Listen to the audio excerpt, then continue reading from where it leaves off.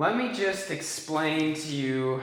We're gonna start the video off like this. Do not buy the eBay Majesty Intercooler unless you're ready to potentially spend 2 hours trying to fit it in. That doesn't include disassembling the car, taking both lights off just because it was getting a little sketchy.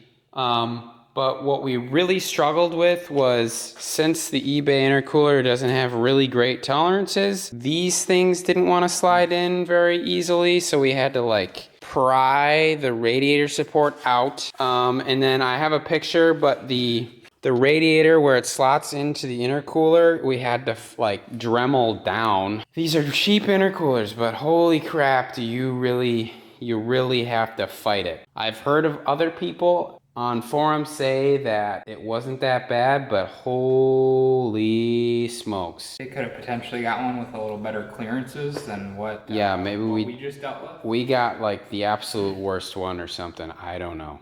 Anyways, continue your regularly scheduled video.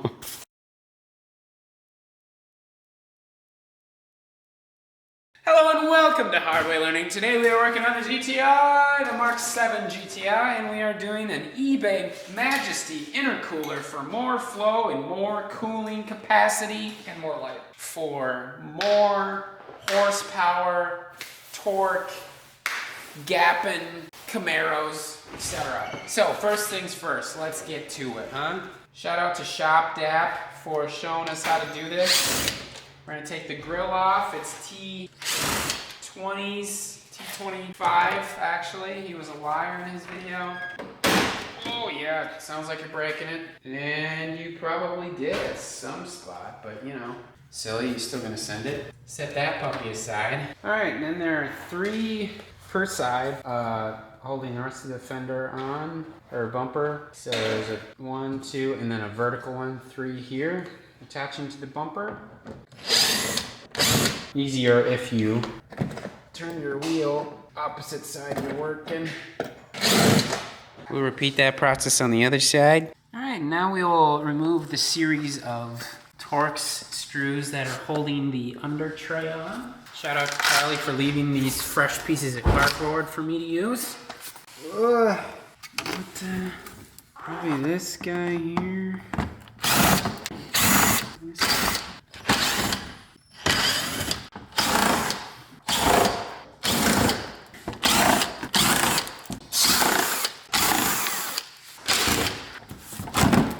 Okay. We are loose from the fender liner. There's actually 15 screws on the bottom. Alright, so now that you got the belly pan off and all the fender liner screws off, you're ready to just pop the bumper kind of up and out. One thing to note, if you have fog lights, you're going to have to pop the bumper out and disconnect the fog lights. I don't have any fog lights, so we'll still pull it off slowly just to make sure there's no other sensors in there, but I'm pretty sure there's nothing. It's gonna feel like you're breaking it. And you probably will. It's the way I look at it. It's out. Just start eating her butt.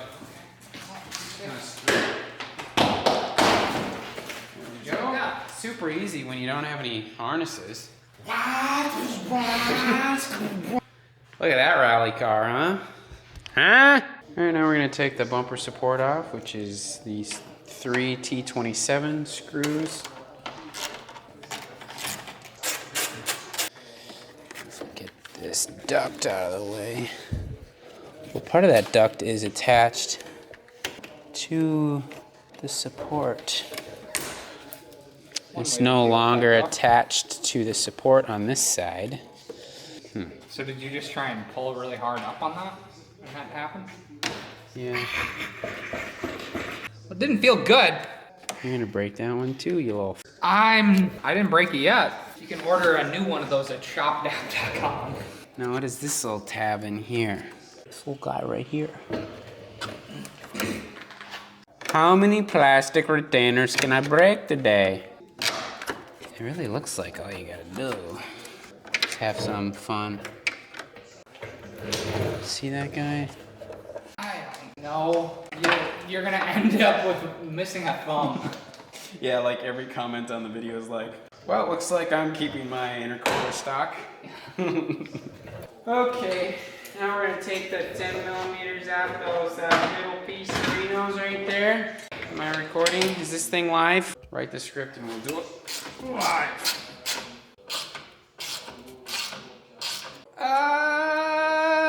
Feeker. So leave these on so you don't break them because it's just two pieces. Two separate pieces for that ducting. Got a harness on this crash bar we're just gonna remove. Easy peasy lemon squeezy. What is that even for? Oh, it's a little ambient air temperature sensor. I see. You see, we all see with ice cream. Kyle has lost his marbles, marbles, marbles, marbles. We gotta take like all this stuff off. Latch it, and then you push. Alright, there's crash sensors somewhere. Maybe they're not accessible yet. Yellow harness somewhere. I'm gonna take the harness off. I think we're gonna take the crash bar bolts off, which look large and in charge. And do the horn on this side as well. It's just a pull back on the tab, pull this out carefully. Alright, so now that you got all your horn sensors removed, you can start removing the radiator from the crash bar. T30 on each side. So right above the crash bar here, you wanna... So we did one on each side down below. Now we're gonna do the upper one. It seems weird that we're taking this off. But here we are. We'll do the same on the other side. Didn't like that. I can reach my OnlyFans at... Alright, now I take these off on each light. What size is it? Another T30. T30s for days. And I think so far they are all the same length, which is nice. Now a T30 on top as well. Left and right. And you really want the 6-inch extension for those. Alright, now we're gonna come into the crash bar itself. 16, wow. Who nailed it? There's 4 per side. What about a shallow one? If you ain't risking it for the biscuit, what are you risking it for?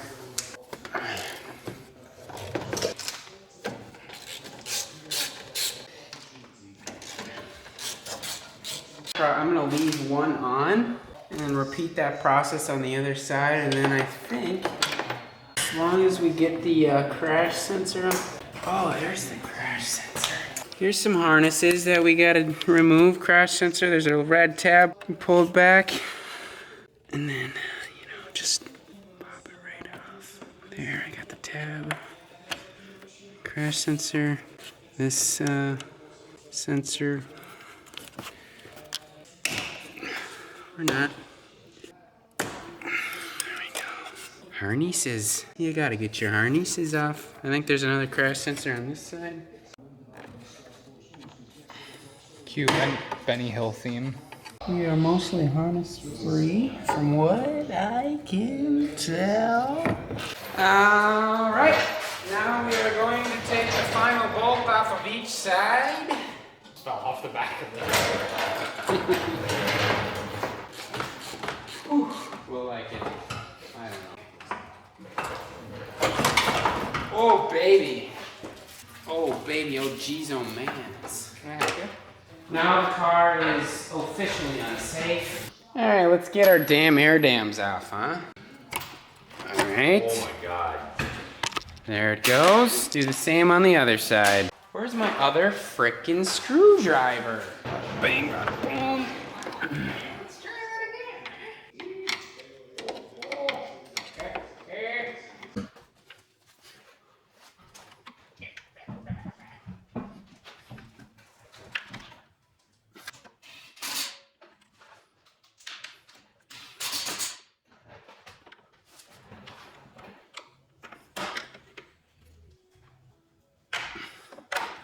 Okay.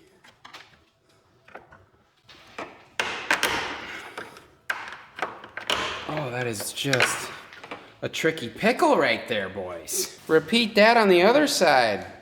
All right, so apparently take the hood latch off.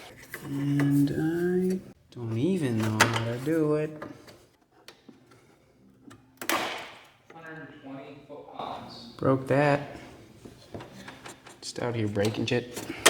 That's what I do. So that's fun. I'm gonna take this guy off. Is it another T30? T30s are here. Scratch my fender. All right, now we have a 10mm, or it looks like a T30 on each headlight, and that's the final connection for the radiator support. My guess is we're gonna have to do something with this coolant hose, but we'll cross that bridge when we get there, huh? One of the most required tools for the job is a Performax rolling stool, as Dan likes to call it, and that you can adjust to the proper height before you take those final radiator bolts out. T30 out of here. You could also use a 10mm.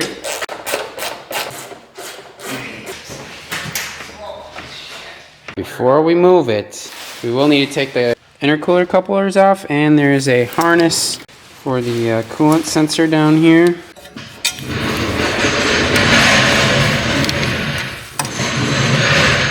We're just getting the radiator support out.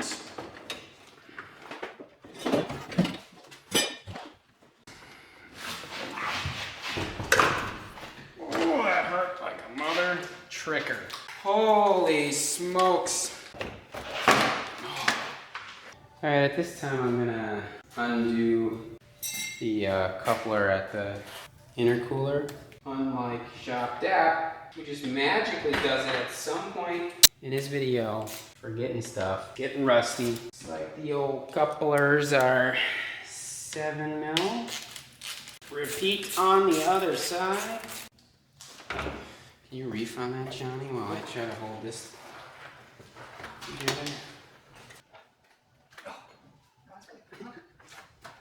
Like normally I, would feel like I'm making some progress, but. Oh, there we go. She's just a little. Looks like as soon as we get this tab free. Right here.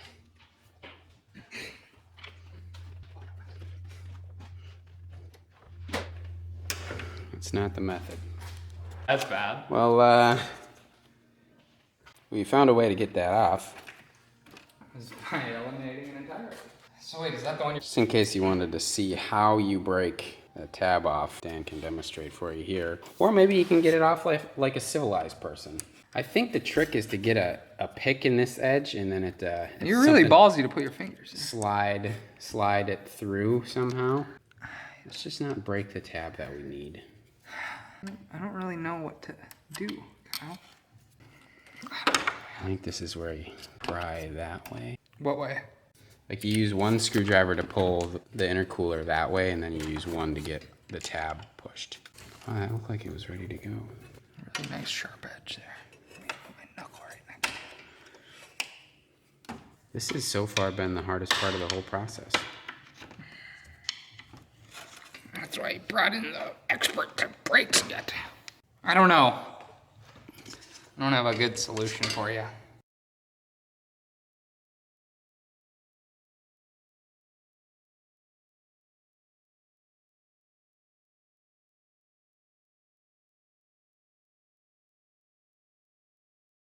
One more thing to note, you can make a little bracket to hold the condenser in. These are M5s. I saw online that it's recommended to do an M5 by 12 if you're using a number 10 washer, and then these are M6s. And here's where we throw a piston through the block. Skeet skirt.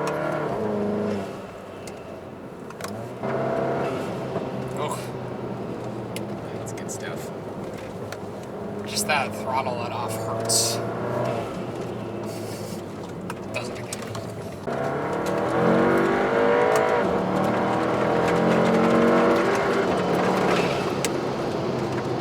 Feels pretty good.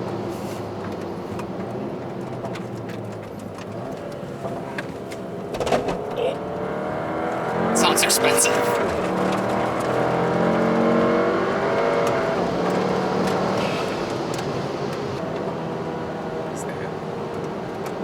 truck.